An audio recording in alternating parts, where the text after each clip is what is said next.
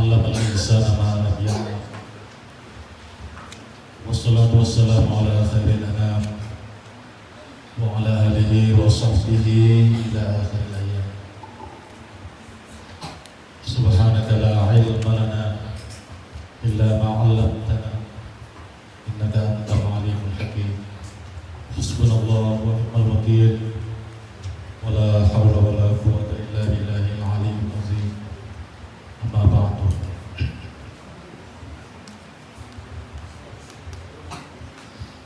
Anak-anakku sekalian yang mudah-mudahan dimuliakan dan dirahmati oleh Allah Subhanahu wa taala.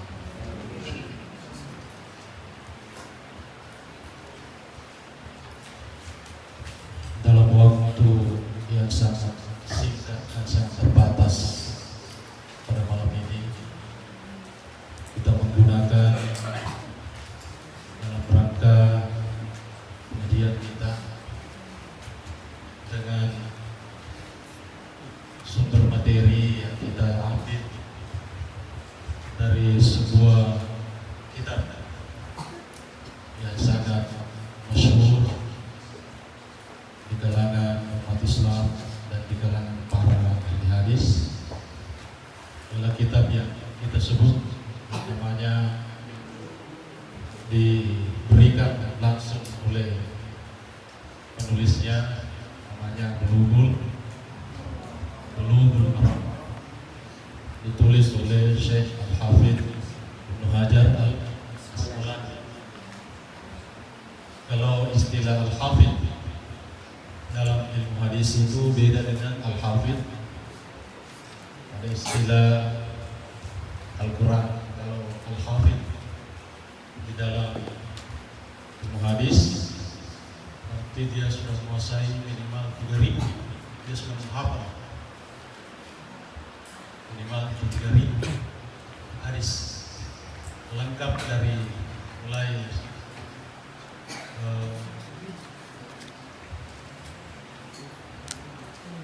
dari sanadnya itu sanadnya an, kemudian matanya isinya hadis dan perawinya, jadi tidak ada sedikit pun dia tidak hafal dari bagian-bagian hadis. Maka orang yang menguasai hadis seperti itu disebut dengan Al-Hafidh. Kalau Al-Hafidh Al-Quran itu ya sebagaimana yang kita kenal dalam menghafal sebanyak 70 juz Al-Quran. Jadi kalau baru 5 juz itu belum bisa dikatakan Hafidh. Kalau 10 juz, kalau belum tuntas 30 juz itu belum bisa disebut sebagai Hafidh. Karena kalau Al-Quran disebut Hafidh berarti Quran berjalan, sudah ada Quran di dalam dirinya.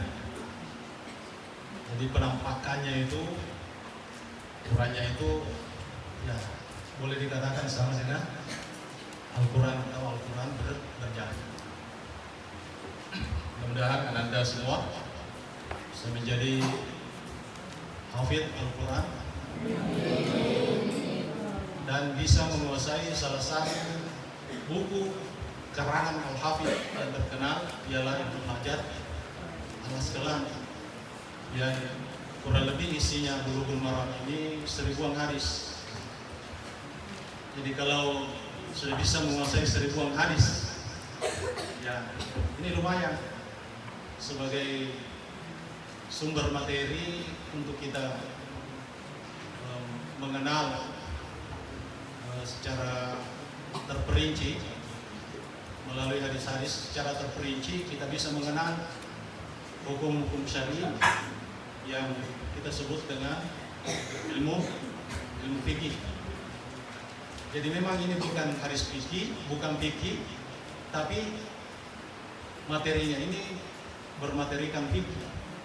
Karena di awal pembahasannya ini dimulai dengan bab at-taharah.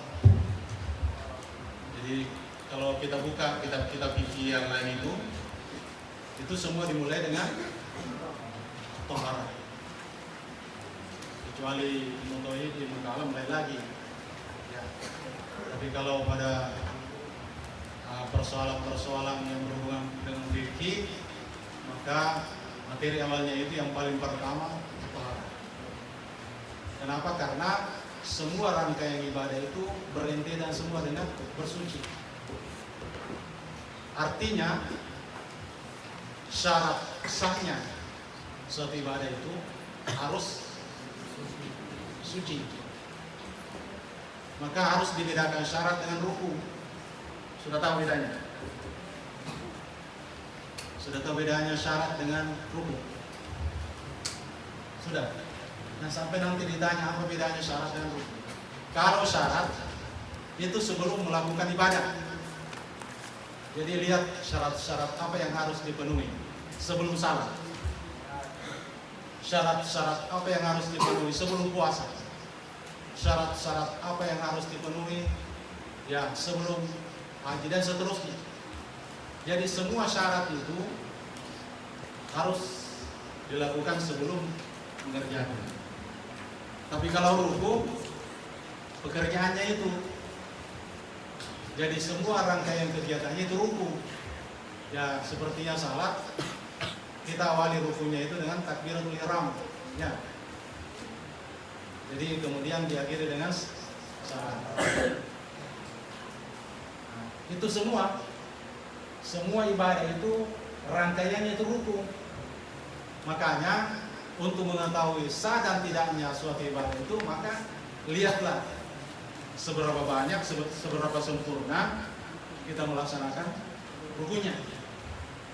Nah, kalau menyangkut masalah sah dan tidaknya, lihatlah dari persyaratan-persyaratan yang dipenuhi sebelum kita mengerjakan. Makanya itu taharah yang menjadi fokus pertama, menjadi pembahasan pertama dikala kita berbicara mengenai masalah ubudiyah, masalah ibadah. Karena ini bukan sedikit masalahnya ini. Di sini kita akan melihat bagaimana permasalahan itu dijawab langsung oleh Rasulullah SAW dengan hadis. Jadi baik Anda semua mohon yang tidak punya kitab, kalau punya kitab tandai itu baca, tandai, bawa pensil yang bagus, pensil yang terang itu tidak bisa terhapus. Karena seperti itu juga waktu kita kecil-kecil dulu pesantren begitu, kita tulis artinya di atasnya sampai sekarang tidak terhapus.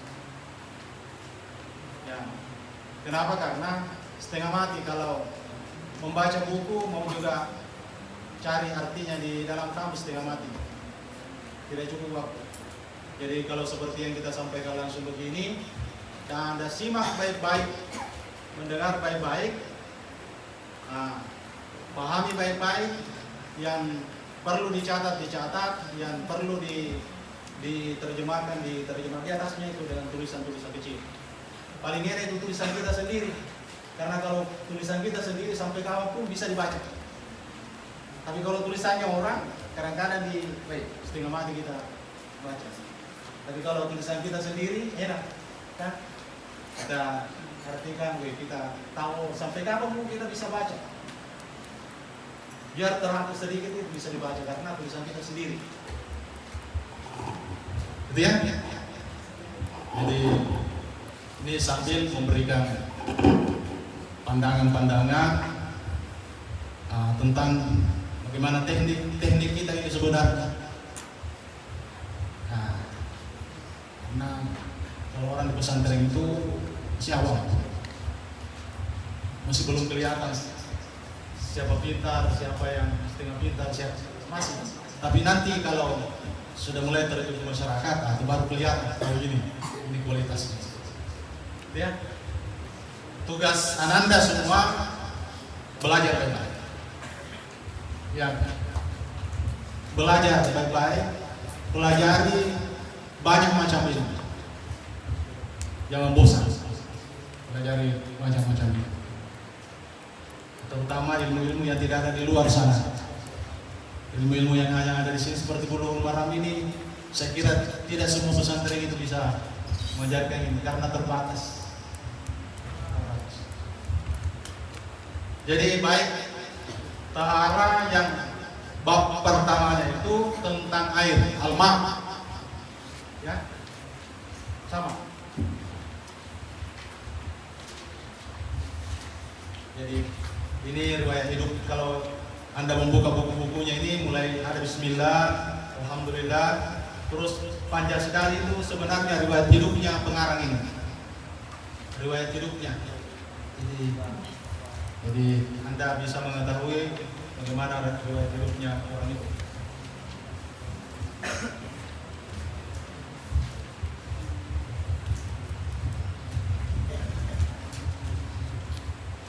Babul miyah, bab tentang air.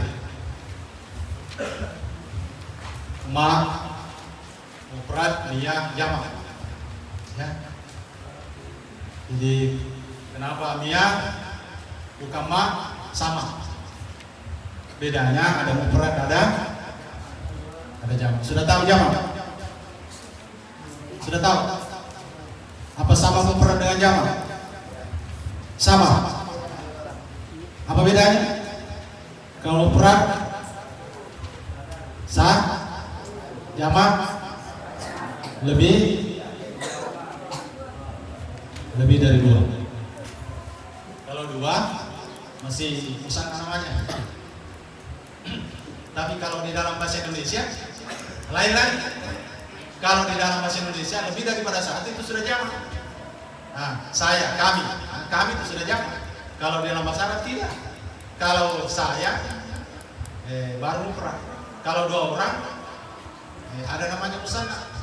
Kalau jamak baru kalau lebih dari dua baru jamak. Kalau bahasa Indonesia beda. Nah, beda. Lebih dari satu sudah jamak. Jadi jangan tertipu. Baik, hadis pertama. An Abi Hurairah radhiyallahu anhu. Ini hanya satu hadis malam ini. Jadi itu sanadnya. Jadi kalau nanti ditanya mana sanadnya hadis, itu kalau an Abi Hurairah itu sanadnya. Ya, sanad itu jalan yang dilewati hadis. Siapa orang yang menyebutkan hadis, siapa orang yang memunculkan hadis, itu sanad. Matanya qala Rasulullah sallallahu alaihi wasallam. Rasulullah bersabda,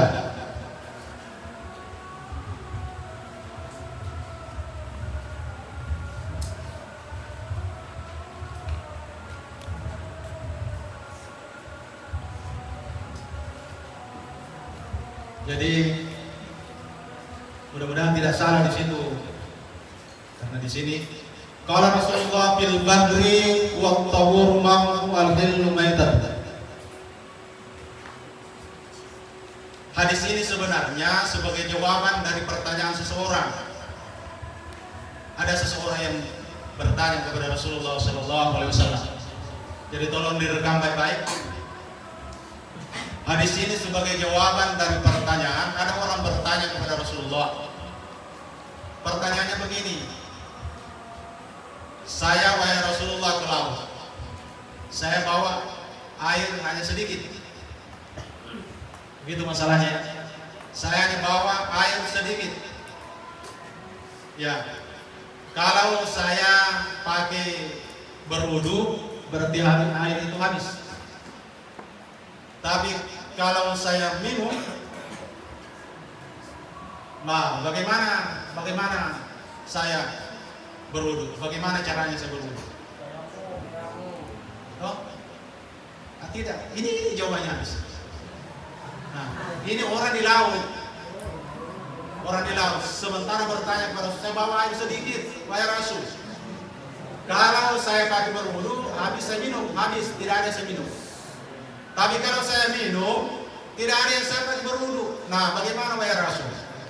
Nah, maka jawaban Rasul muncul fil bahri wa tahuru ma'u. Itu jawabannya. Fil bahri, di laut. Kalau kamu di laut, huwa tahuru ma'uhu, airnya itu bersuci dan mensucikan. Airnya suci dan mensucikan. Berarti dia bisa dipakai berwudu. Tidak perlu air tawar. Jadi minum saja air tawar. Tidak ada air tawar, pakai air laut berwudu. Kenapa pakai air laut? Huwa tahuru ma'uhu, karena airnya bersih. Nah, itu jawabannya. Ya, dia suci dan bisa mensucikan. Jadi seberapa banyak kotoran yang masuk di laut tidak sampai mengotori laut. Kenapa? Karena kotoran ataupun najis yang masuk ke dalam laut diserap oleh air laut itu. Jadi tidak sampai menjadikan air laut itu kotor. Makanya air laut itu bersih atau suci dan bisa mensucikan. Gitu ya. Bukan hanya suci, bukan hanya bersih. Al-illu maitatuhu, halal. Halal bangkainya. Apa bangkai yang kita sering temukan dari laut?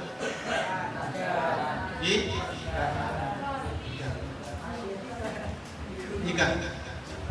Tapi kalau ada bangkai sapi yang kita dapat di laut, apakah halal atau tidak? Kenapa haram? Karena bukan bangkainya laut. Kalau sapi itu tidak hidup di laut. Ya. Makanya sapi yang ada di laut, bangkai sapi yang ada di laut tidak ya sampai nanti ditanya itu kau bilang halal bangkai yang dimaksud adalah makhluk yang hidup di laut. Yang hidup di laut. Kalau sapi atau bibir yang dibuang lalu kau mau ambil karena dengan alasan halal itu tidak ya. Kenapa? Karena itu bukan barangnya laut. Cuma dibuang ke laut, tapi bukan barangnya laut. Maka tidak. Itu bedakan ya. Sebaliknya bagaimana? Ikan itu tidak mati di laut.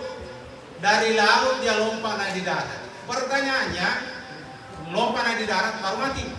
Pertanyaannya, apakah itu halal atau tidak?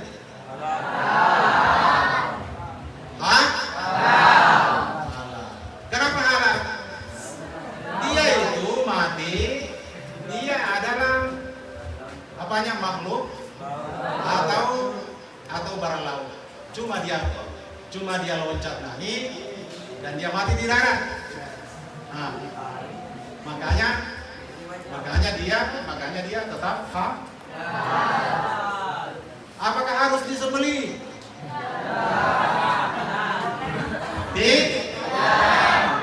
Kenapa tidak disembelih? Beda dengan hewan yang ada di darat. Harus disembelih. Apa bedanya? Susah dicari lehernya.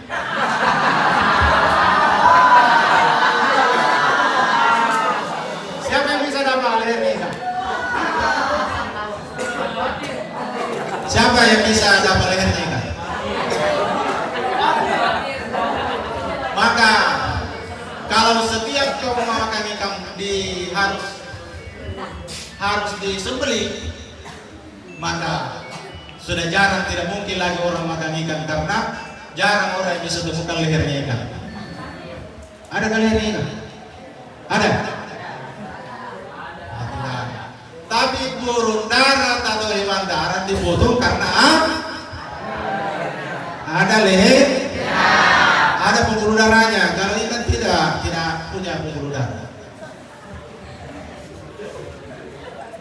Harus pintar jawab. Jangan sampai nanti selesai pengajian ini, Anda ribut di luar. Oh itu tadi dibahas masalah ikan mati. Dibahas sisa ikan mati. Ada ikan mati di laut, ada ikan mati di darat. Apa bedanya? Tidak ada bedanya. Sama-sama halal. Karena Ya. Tapi kalau hewan lain, hewan darat, kambing hidup loncat turun di air, baru mati di bawah, mati di air, tetap tidak bisa dimakan. Kenapa? Karena bukan air yang punya, bukan laut yang punya, darat yang punya. Ya, itu. Jadi pintar menjawab.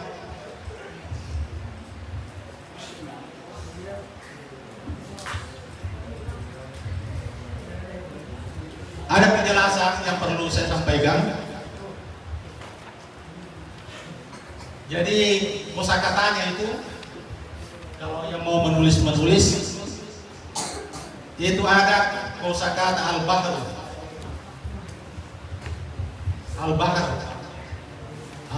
laut atau lautan, laut, bahru. Ya.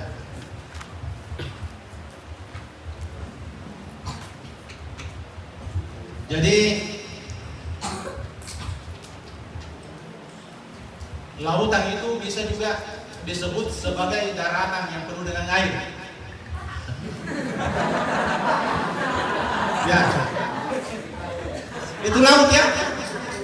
Jadi kalau saya bilang, siapa tahu nanti suatu waktu saya bilang, apa yang disebut daratan yang penuh dengan air? Jawabannya laut. Kalau ada daratan yang tidak pernah hilang airnya, itu sudah laut. Karena daratan yang seharusnya itu tidak ada airnya, daratan seperti ini, itu bukan laut. Tapi daratan yang selalu ada airnya, itu laut. Mau lihat buktinya? Ini kan bersambung. Ini daratan ini kan bersambung. Iya, bersambung. Mandale, terus kau jalan sampai di Panging-Panging. Batasnya di situ darat. Ada lagi semuanya ke bawah. Cuma itu dikatakan laut karena dia penuh dengan air. Coba yang tidak ada airnya, kau bilang juga darat.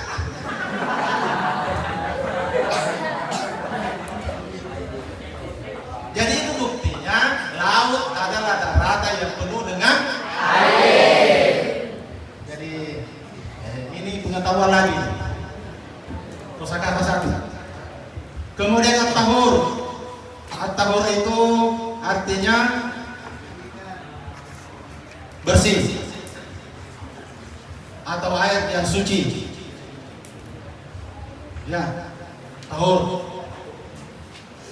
Jadi at-tahur itu kebanyakan dipakai pada air. Ya, karena sifatnya air itu suci dan mensucikan. Jadi kata-kata at-tahur itu kebanyakan dipakai pada pada air. Kalau kata-kata yang lain, ya itu jarang dipakai pada air seperti baik. Ya, itu jarang ya. Tapi kalau tahur itu sudah pas karena sifatnya air itu suci dan mensucikan. Jadi kebanyakan tahur itu kebanyakan dipakai pada.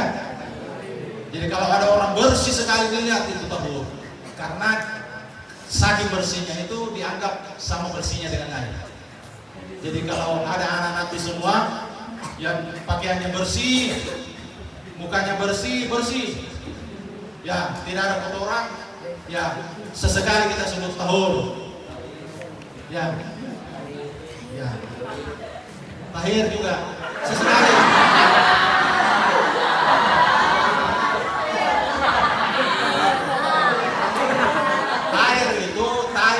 Dari asal kata tohar ya, orang yang bersih.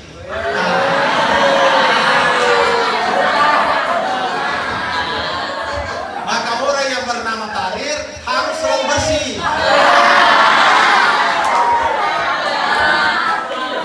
Karena dia yang memiliki sifatnya bersih, maka dia tahir.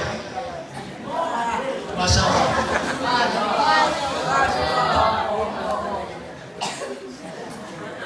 Kemudian kata hillu halal, ya. Jadi hillu halal sama. Jadi satu asal kata ya. Jadi jangan terkecoh dengan barisnya hillu.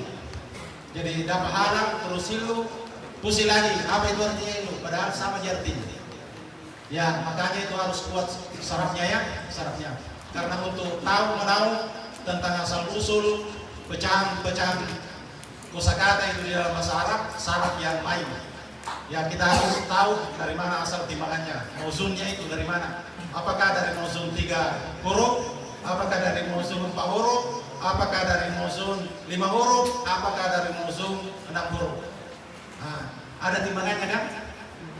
Yang enak. Pala yang palu palang, bawa pai lodan pulung, pala palu itu dan seterusnya. Pakai timbangan ini dengan kalimat-kalimat yang lain, saya kira lebih bisa nanti dimainkan. Tapi ada nanti yang timbangannya berbeda, lain lagi ilmunya. Ya belum bisa sampai di sini. Jadi ada ilmu balaghah, ilmu arodi. Itu ada timbangan yang dipotong-potong, lain lagi. Jadi tidak usah, cukup ini dulu. Mita tubuh, maita, bangkai. Jadi bangkai maksudnya bangkainya hewan laut. Jadi dibatasi bangkainya dengan hewan laut. Itu kosakata ya. Jadi bagi ananda yang ingin belajar kemudian nanti menyambungkan artinya itu, didapatlah nanti kosakata itu di dalam kalimat-kalimat itu.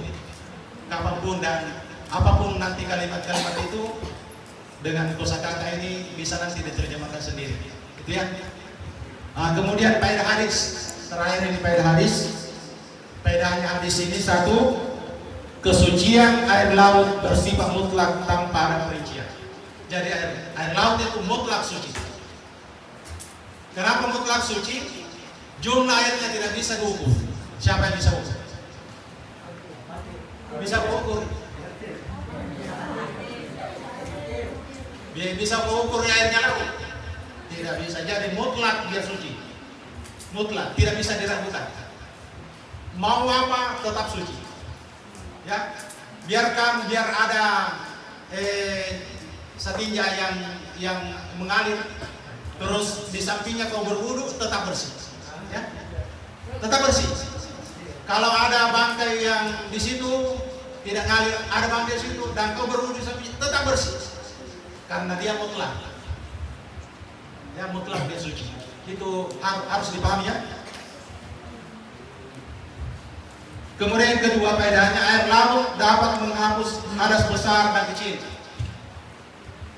Jadi tidak usah ragu-ragu.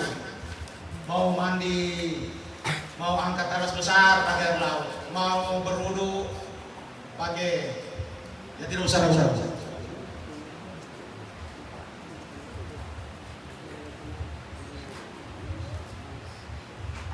Kemudian yang ketiga,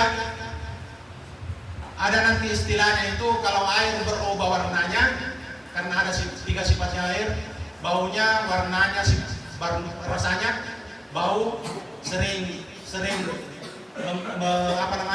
mencium air itu berubah. Sering ya. Kadang-kadang itu ada air yang kita cium lain baunya ya. Kadang-kadang air itu yang kita rasa lain rasanya, beda dari biasanya. Kadang-kadang ada air yang kita lihat itu warnanya lainnya, dari putih menjadi hijau. Ya. Tapi kalau air laut berubah rasa, berubah bau, berubah warna, tidak masalah. Nanti pada air yang lain, baru nanti kalau ada berubah bau, berubah rasa, berubah warna, baru terjadi nanti di situ kita lihat apakah dia termasuk air itu najis atau tidak. Jadi kalau air laut tidak masalah. Mau berubah bau, mau berubah warna, mau berubah rasa, tidak ada masalah. Tidak ada yang dibilang air laut itu najis. Tidak ada istilah najis kalau air laut. Apapun keadaannya air laut itu tidak ada istilah najis. Kemudian faedah yang keempat, bangkai hewan laut halal. Jadi bangkainya hewan laut. Jadi tidak termasuk sapi, tidak termasuk kerbau, tidak termasuk kambing, tidak termasuk bebek, tidak termasuk ayam. Ya. Tapi kalau ada hewan, ada ikan, tapi menyerupai ayam, tapi bukan ayam, ada ikan menyerupai ayam. Ada ikan ya, ada ikan menyerupai macam-macam. Ya, tapi ikan menyerupai. Ya, ada ikan anjing laut. Ya, menyerupai anjing, menyerupai babi. Ikan menyerupai. Yang menyerupai itu halal. Ya, karena bukan itu, hanya menyerupai. Yang halal. Yang tidak halal itu kodok. Kodok. Kenapa? Karena dia hidupnya di darat kan? Nah, buaya tidak halal. Kenapa? Karena dia bergigi tarik kayak seperti hewan buas.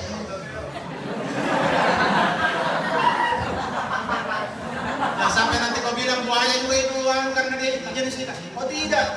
Siapa bilang? Makanya aku kasih tahu kami memang tidak halal buaya. Ya, tapi kulitnya buaya orang ambil. Ya, karena apa? Karena tidak termasuk barang haram. Ya, kalau yang termasuk barang haram kulitnya babi, karena semua anggota badannya itu tidak ada kecuali. Nah, makanya ada hewan itu yang diambil kulitnya tapi tidak dimakan karena tidak diharamkan kulitnya, tidak diharamkan kukunya, tidak diharamkan tulangnya. Beda dengan babi. Kalau babi, seluruhnya tidak ada yang keluar, haram semua. Seperti ini. Jadi hewan laut halal. Sekali lagi, hewan laut halal. Nanti lain keluar dari sini, anak pesantren keluar dari sini, dia sendiri yang bakuan bertengkar, tidak. Padahal sudah dijelaskan. Yang kelima, faedahnya di sini, hadis ini menunjukkan tidak wajibnya membawa air yang mencukupi untuk bersuci. Jadi kalau kita ke laut itu tidak ada istilah wajib bawa air, karena sudah ada air di sana. Ya, masalah kau mau berkumur-kumur, kalau berwudu tidak perlu, tidak usah, karena tidak wajib. Tidak wajib ya. Atau ada orang yang bilang wajib berkumur-kumur kalau berwudu. Nah, kalau tidak, kutanya kok, berapa rukunya wudu? Berapa? Nah, yang pertama. Nah, yang kedua. Nah, yang ketiga. Yang keempat. Yang keempat. Yang kelima. Yang keenam. Apakah bisa dibolak-balik? Sah di bola balik kalau kita berwudu? Kaki dulu, baru tangan, baru muka. Sah tidak? Kenapa tidak sah? Karena ada tertib. Jadi biar semua terpenuhi tapi kau bola balik tidak tertib, tidak sah. Karena ada tertib di sini. Semua ngerti? Jadi saat ini hadis ini. Nah, satu bab ini 14 hadisnya. Jadi kalau satu hadis dibahas, tapi nanti di belakang ini hadis kedua, hadis ketiga berentetan, jadi mesti dibahas nih. Hadis kedua, hadis ketiga karena berentetan. Cetak-cetak tadi tadi itu faedahnya ada berapa tadi faedahnya? 5. Kira lain kau tidak catat. Jadi faedahnya pertama apa? Air laut itu mutlak bersih. Yang kedua faedahnya air laut dapat menghapus besar nadas. 3. Air laut jika berubah rasanya, warnanya dan baunya tidak najis.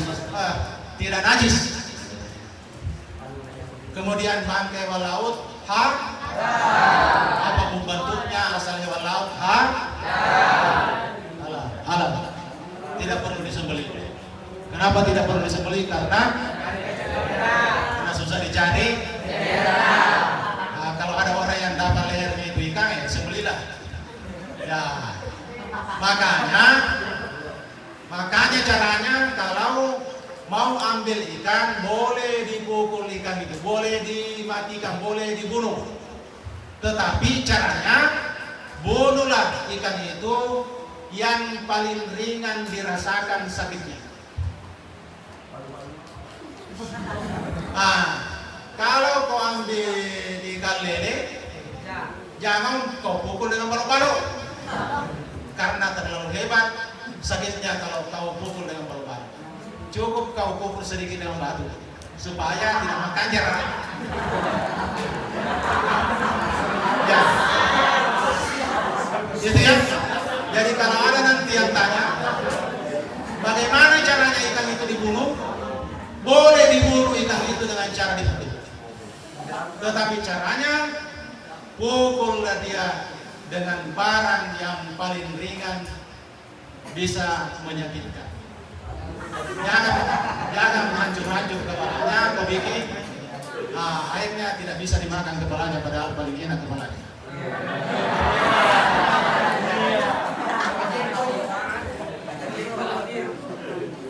Bisa dikasih begini, bisa ikan dikasih begini. Kalau makan caranya dikasih begini, bisa juga. Bisa digunakan tangan begini, bisa. Bisa. Ya. Jadi ada hadis lain itu yang mengukuhkan uhillat lana maitatani. Ada hadis lain menyebutkan dihalalkan bagi kami dua bangkai, al-jarad wal hur. Ya, dihalalkan bagi kami. Ada itu di darat yang tidak perlu dipotong, namanya belalang. Jadi kalau biasa musim panen, musim padi, ada itu belalang-belalang yang meloncat-loncat. Kalau mau ambil itu halal. Ya halal, langsung dipotong kepalanya dan dimakan hidup-hidup, halal. Halal dia. Ya, tidak perlu dipotong. Dasarnya apa? Dasarnya ada hadis mengatakan uhillat lana maitatan, dihalalkan bagi kami dua bangkai, al-jarad yang pertama belalang. Jadi belalang itu tidak perlu dipotong. Kalau diambil baru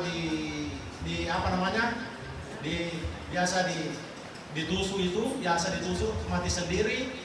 Nah, mati sendiri mau makan dalam keadaan begitu bukan bangkai, halal. Walhur, kemudian ikan. Jadi ikan yang ada di laut itu dengan cara apapun dia mati, halal saja diambil. Halal. Kecuali kalau ikan-ikan itu diracun, maka mungkin kehati-hatian kita itu harus periksa racunnya, karena siapa tahu meracuni lagi kita.